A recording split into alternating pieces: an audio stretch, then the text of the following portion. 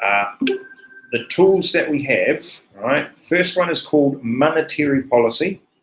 The second one is this weird phrase here, fiscal policy. Right? Now, monetary policy is all about well, you can see, can't you? You've got the word money in there, right? So it's going to be any policy to do with the money supply in the economy and also the interest rate, right? So those policies combined affect the money supply in the economy, and that then has an impact on price stability, so inflation, and an effect on employment. So those macroeconomic objectives the government objectives that we talked about, we can use monetary policy to fix those problems. Fiscal policy, right, is all about spending and earning. So it's all about how you collect your revenue, your taxes, and how you spend your taxes. So the key track for young players with regards to fiscal policy is this idea of it being a tax and spend policy. Believe it or not, a lot of students forget the tax bit and they just talk about fiscal policy as being about spending. Well, we need to understand that it's about taxation and spending in order to achieve economic objectives. Now, you aren't to know this because this is, outside of the scope of your syllabus mostly, but fiscal policy is the policy that has been used for a long, long time. And it was that policy that the economists encouraged, governments used on a regular basis in order to try and achieve their objectives. So if you like, if you're stuck with that metaphor of the car, then your fiscal policy is about, putting your foot on the accelerator or putting your foot on the brake. So we're going to talk a bit more in that sort of idea where you could have a fiscal policy that is going to be like putting your foot on the accelerator, and you could have a fiscal policy that is putting your foot on the brake. So speeding the economy up or slowing it down. And that was used for a long, long time. And if you look at the history of the world and the history of these policies, one of the things that you're going to find is that this was used until it stopped working. Right? And the time period at which it stopped working, or stopped working the way we wanted it to work, was around about the 1920s. Right? In the 1920s, or at the end of the 1920s, something really big happened in the world. So around about 1928, something happened in the world. Does anybody know what happened in the world in 1928? Something really significant, huge, impacted pretty much the entire world. That there was only basically 2 countries in the entire world that weren't affected by it. We know what it was? The late 1920s? Wasn't it a stock market crash? Genius, rock star. Yes, indeed. It wasn't, it was a stock market crash. It was the stock market crash of stock market crashes. All right. It was such a big stock market crash that it was called the Great Crash. All right. Up till then, the stock market had gone up and down and up and down.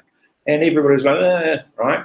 But something was going on in the 1920s, okay? Because just to give you, I'll give you a bit of a background. All right, here we go. Ready? Here we go. Something was going on in the world 1914 to 1918. All right, bit of a war going on. All right, that war ended in 1918. After that war, there was a lot of rebuilding going on, and people were feeling very happy because the war had ended. So there was a lot of fiscal expansion. There was a lot of spending money, building, rebuilding roads. Technology was taking off, aeroplanes, people flying different places. The world had expanded, right? Everybody knew who America was, this sort of idea was going on, yeah? And it was a big time. And at that point, everybody was watching the stock market, and lots of people were investing in the stock market. Pretty much everybody was. And the stock market was going up and up and up and up and up. For around about 10 years, the stock market was going up, nearly 10 years. And a couple of people said, not sure that it's going to keep going up. And everybody else said, yes, it will, it'll keep going up. And it's one of those laws of the universe with regards to the stock market, which I've said before, but I don't know that I've said to you all, is that principle of gravity, that what goes up does come down, right? And the stock market did. It started to come down. And one of the leading thinkers at the time was a guy called Irving Fisher. He's an economist. And he said that the stock market will go back up again. So he invested his entire fortune. He was a multi-millionaire at the time. And he invested his entire fortune in the stock market. Of course, it didn't go back up. It went down again. And it went down by such an amount that he lost everything, right? And ended up dying with no money, right? And it led to a period of time in history called the Great Depression, which you might be familiar with. And that crash of the stock market was, at the time, the biggest crash, the big sad, right? The biggest crash in the stock market that there's ever been, you know? Up until not that long ago, right? We had what was called a dot-com bubble, which burst, right? Then we had the 1987 stock market crash. That was then the biggest crash since the Great Depression. Then we had the dot-com bubble, which exploded, which was when the internet was first starting out. And all of these businesses were rushing to go online. And, you know, .com at the end of your business's name meant that you're going to make a whole lot of money on the stock market. Of course, it didn't work that way. And then the next period was when the stock market went down again in a big way, was the global financial crisis. Okay, then it picked up again after that point, and it was going up, and then we've been hit by a global pandemic. Okay, so that's kind of a paraphrase, if you will, a summary of the history of all of that. So the point of all of that is some of these policies are going to work at certain periods of time, but not at others. So when we discovered that the fiscal policy wasn't working, it wasn't doing what we wanted it to do, economists were all like, oh no, what do we do? So another branch of economics essentially was created. And it was this idea of monetary policy, the idea that you could control the money supply, and that by doing so, that would have an impact on economic growth and employment. Right? And that proved to be a real big help. Okay? It really did help the economy as it went forward, right? And hopefully, right, maybe again in the future. Although, right, just want to tell you, that monetary policy idea is struggling a bit at the moment, okay? Because there's what's called a natural limit, which again, you don't necessarily need to know, but the limit with regards to monetary policy, in case you're wondering, is zero, right? And a lot of countries actually hit zero with regards to interest rates. They were actually interest rates of zero. And then they thought, well, we can't drop our interest rates any more than zero. And it turns out that they tried. And so there are a couple of countries out there, still not many, that have actually got negative interest rates. And what that essentially means is that those banks are going to charge you for saving money in the bank. That's more or less what it means. A little bit more complicated, but that's more or less what it means. So modern life has now overtaken some of those theories. So as we move forward, the traditional economic approach of fiscal policy and monetary policy isn't going to work. All right, just between you and me. All right. So now they're coming up with new thoughts and new theories. So one of the new thoughts and theories is called modern monetary theory. And that's a new take on it. And that's something that you don't need to worry about, right? When you get to IB, you can discuss that. I mean, we could discuss it if you wanted, but that's something that will be part of the new syllabus when we get another new syllabus, all right? But essentially, economics is being rewritten because of what's happening currently. So what was monetary policy all about again? Have a go. Put an answer in.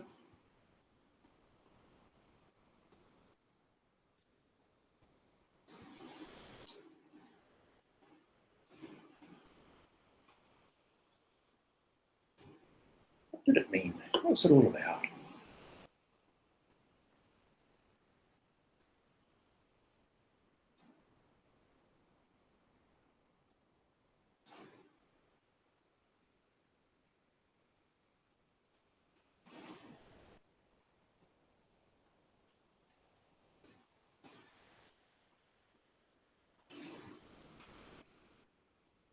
Yes, well done, Tracy. Absolutely. But what were those actions? What specifically was it? We did mention it. Had to do with something and something.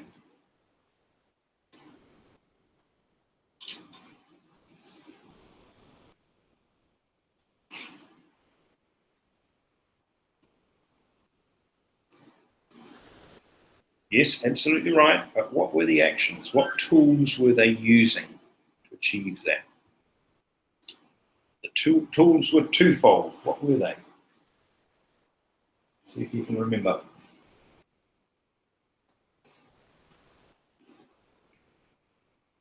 Well done, Connor. Absolutely right. Rock star.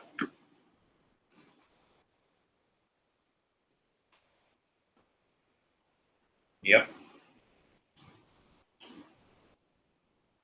Work, yes. All right, waiting on a couple others to have a go. Monetary policy, what does it mean?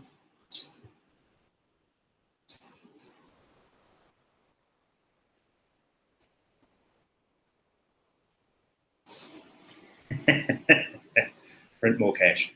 Yeah, all right. Well, that's kind of it, isn't it? That's certainly part of it. Oh, gosh, that looks fancy, Angie. Look at that. It involves the management of money and interest rates to achieve objectives like inflation, consumption. Oh, look at that. Look how fancy Angie is going. Wow, that's very good. That would look very good in an exam, Angie. Well done. Yeah, Connor, we said that was good. All right. Okay, team. The fiscal policy, as we said, is twofold again. It's about taxation and spending, or taxation and expenditure. So if you have a look at that word, you see the word spending hiding within it. That's what we're talking about. We're talking about everything the government spends in an economy. So expenditure is the fancy term for it. Government's use of taxation and expenditure aiming to increase or decrease the level of AD. We want to remember it's that idea of, like in a car, the accelerator and the brake. So we're wanting to accelerate or increase AD, aggregate demand, or we're wanting to decrease the level of AD, aggregate demand, by putting our foot on the brake, in line with whatever macro fiscal objectives we might have. So it might be that we want to grow the economy. So if that's the case, then we're wanting to increase the level of AD. So we might put our foot on the accelerator, okay, to do that. Or it might be that because we're worried about inflation, we want to decrease the level of aggregate demand, right? Decrease economic growth, and then we put our foot on the brake. And we're going to use taxes and spending in order to do that. So it's not as complicated as it first sounds, okay? We know what happens. You've looked at this with regards to taxation. So if there are more taxes around, if people are being taxed more, then they have less money to spend. So they don't go out and buy the goods and services because they just don't have the income. So therefore, you would expect that if the government was increasing taxes, you would expect to see a decrease in the level of AD. But if the government was decreasing taxes, then you might expect an increase in the level of AD for the opposite reason, that now people would have more money to go out and buy goods and services with. And similarly here, if the government is spending more money, then you'd expect to see an increase in aggregate demand because the government is buying goods and services, but also the government is perhaps producing infrastructure and making schools and hospitals and whatever else. So you'd expect that to see an increase in the level of aggregate demand. If the government was to decide to decrease its expenditure, it would also end up decreasing the level of aggregate demand. Again, the same reason. There'd be less income around for everybody to go out and buy goods and services. Now, remember I talked to you about that idea of the Great Crash, and that led to the Great Depression. Yeah, good man, using Dr. Google, right? Well, one of the reasons why the Great Depression became the Great Depression was because rather than put their foot on the accelerator after the stock market had crashed, the governments of the time, in their wisdom, thought the best thing to do at that point was to put your foot on the brake. Now, unfortunately, that just made the situation a whole bunch worse. Okay. Now we have learnt from that. Okay. So now we're in the middle of a global pandemic, and we've seen rising levels of unemployment. We've seen, all of this economic growth decreasing. So governments, rather than putting their foot on the brake, have been putting their foot on the accelerator, and they've been spending lots of money. Right now, people are getting a bit nervous about the level of spending. They're worried about deficits. They're worried about inflation, these sorts of things. But essentially, that's what's happening. And the lesson that they have learned is that if they were to put their foot on the brake at this particular point in history, then they're just going to make things worse. Okay? Whereas if they put their foot on the accelerator, they're likely to see, hopefully the economy pick up again and start growing. All right. So, team, where am I now? Back here? Nope. Computer. Right, sharing. No, I'm not even able to start sharing. What's going on? Okay. Mouse wasn't working for a second there. All right. Right. What was fiscal policy again? There you go. There we go. If completely stuck, you can ask Andy, because he knows really complicated answers.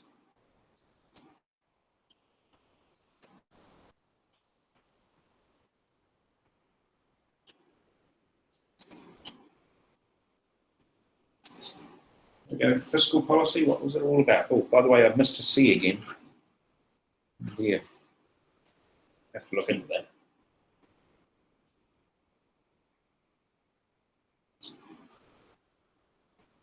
It's what the fish don't want, because they don't want to miss a C.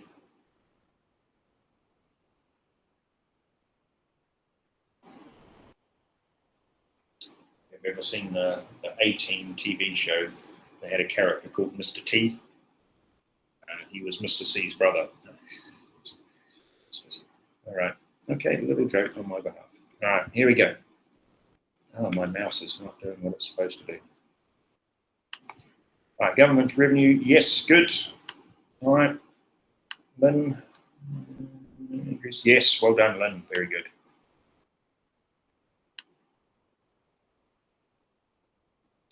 Fantastic, Tracy.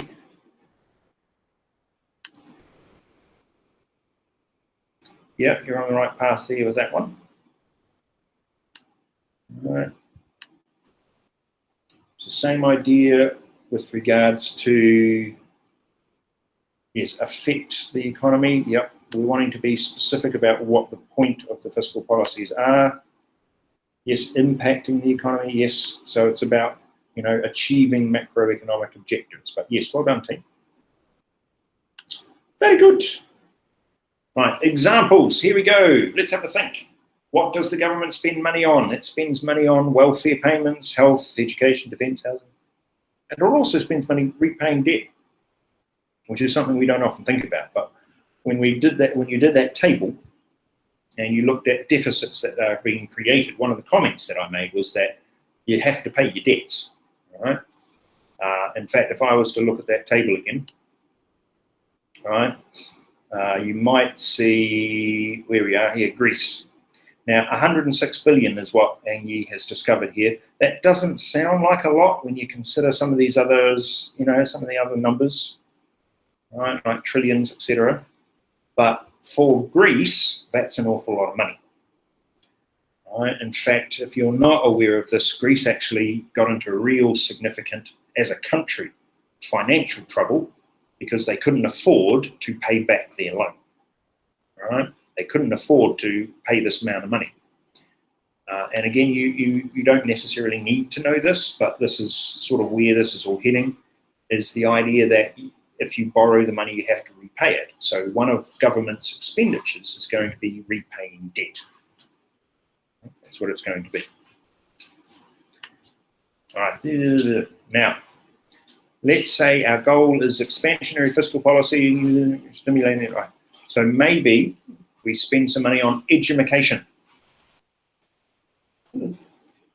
All right, we spend money on building schools. We want more schools, yes. And not just spending on schools, but maybe spending on universities and put fancy equipment into them and make them amazing. We might spend money on regional development. So schools, yes, roads, infrastructure, all of those sorts of things. We might spend money on investment in infrastructure, highways, bridges, even something as simple as sewage treatment, right? 5G, cell phone networks, all of that is part of this. And if you have been watching the news, you will have seen that the current US president, Mr. Joe Biden, is planning on spending like, I think, $2 trillion, right, on infrastructure. So on roads, bridges, on building possibly, hopefully, schools, but also 5G connections and all of those sorts of things, trying to get their infrastructure up. I mean, they're way behind, right, with their infrastructure, so they probably desperately need it. And taxation, right? Again, in America in the past has actually decreased some taxes, but now they're actually thinking maybe in the future they actually need to increase their taxes. Right. Now what I'm going to do, I'm going to stop sharing there. I'm going to jump back to the meet here. Here we go. Hello. Right, team. Now, we're going to be finishing up here. You've done an awful lot of work. Now, the key things, please, the key takeaways from today are understanding how government finances are going to work. So revenues and expenditures, and how if you subtract the expenditure from the revenue, you might end up with a deficit, or you could end up with a surplus. So we don't need to understand that. We also need to understand those macro tools, right? So fiscal policy, monetary policy. They're going to become important as we go through. So reviewing the definitions and understandings of them will be useful. We're going to add a couple more words in there as we go through, and we're going to introduce another tool as well that has become significant over time. We're also going to use those tools to try and see if we can solve some of those macro problems. So the unemployment issues, the inflation issues. We're going to see how we can possibly do that. And we're going to then evaluate whether using that particular tool works or not. And that is that top-end skill. So you remember those 8-mark questions that we looked at from your mid-course? Well, it will be, the case study will be the government has decided to expand fiscally by doing this, this, and this. Is that the right thing for them to do? And in which case you will remember that there are conflicting goals. And yes, they do all of this, and it's great for this goal, but it may actually lead to this other goal becoming worse, this other problem becoming worse. Right? So that's where we're heading with this. So those 8-mark questions are going to be the whether. So whether expansionary fiscal policy is the best way to achieve economic growth. Right? And you can then discuss the different types and definitions and explanations about economic growth and about expansionary fiscal policies, and you're going to be then comparing it to other policies potentially, and you're also describing the trade-offs that might occur. So that's the end result of what I need you to be able to do by the time you are in November doing your mock exams. All right? But we've got a bit of time to get to there. Okay? So ladies and gentlemen, thank you very much for the day. Please review the terms that you've learnt. You can have a bit of a mental break before your next lesson. I suggest away from the screen would be good. Right? Always good to have a mental break rather than a breakdown. Yeah. See what I did there. Right. Otherwise, ladies and gentlemen, as we say in the land of my birth, hey konera, which means goodbye for now. Thank you, Mr. David. Thank you. Mr. David. Thank you. Have Thank a you, great Mr. day. David. Mr. David.